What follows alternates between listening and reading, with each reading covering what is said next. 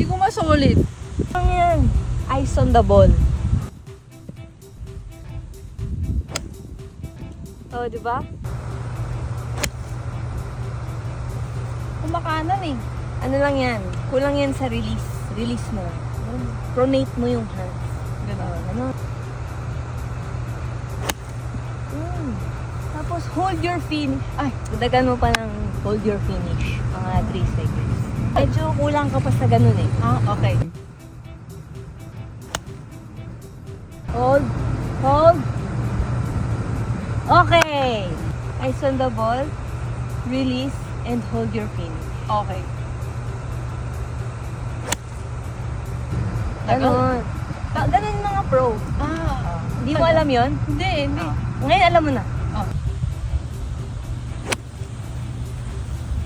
Ba't ikaw, hindi mo yung hold yung finish mo? Wala kang pakialam.